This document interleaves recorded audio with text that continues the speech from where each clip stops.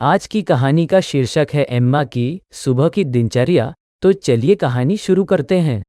Emma हाथी अपनी सुबह को बिना हवा वाले उदास गुब्बारे की तरह धीरे धीरे आगे बढ़ाती थी। वह थकी हुई और सुस्त महसूस करती थी और हमेशा स्कूल के लिए देर से आती थी।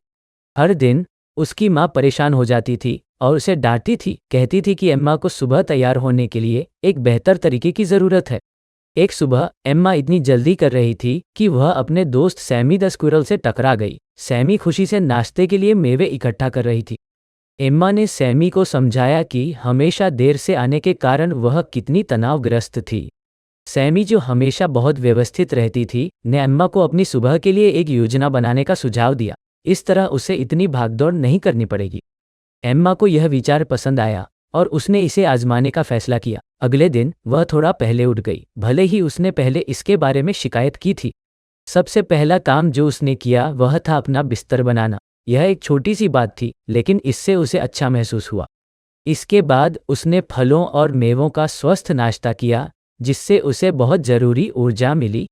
आखिरकार स्कूल से एक रात पहले उसने अपना बैग अपनी ज़रूरत की सभी चीज़ों से पैक कर लिया, ताकि वह सुबह चीज़ों की तलाश में समय बर्बाद ना करे। सुबह की दिनचर्या बनाने से बहुत फ़र्क पड़ा। एम्मा को अब ऐसा महसूस नहीं हुआ कि वह जल्दी में थी। वह समय पर स्कूल पहुंची और काफ़ी बेहतर महसूस किया। उसके शिक्षक उसे समय पर और कक्षा में ध्यान केंद्रित देकर खुश हुए और उसके सहपाठियों ने भी बदलाव देखा। एम्मा के पास सीखने और खेलने के लिए पूरे दिन अधिक ऊर्जा थी। एक सुबह एम्मा की माँ ने उसे अपना बिस्तर बनाते समय खुशी से गाते हुए देखा। उसकी माँ को एम्मा पर बहुत गर्व था। मैं तुम्हारे लिए बहुत खुश हूँ, एम्मा, उसने कहा। अब तुम बहुत जिम्मेदार हो। देखो अब तुम्हारी सुबह कितनी आसान हो गई है। एम्मा मुस्कुराई। उसकी सुबह के लिए एक सरल योजना बनाने से सब कुछ बदल गया। यह अब तनावपूर्ण नहीं था और इसने वास्तव में उसके दिनों को खुशहाल बना दिया। आखिरकार, कौन अपने दिन की शुरुआत अच्छा महसूस करते हुए और भरे हुए पेट के साथ नहीं करना चाहेगा?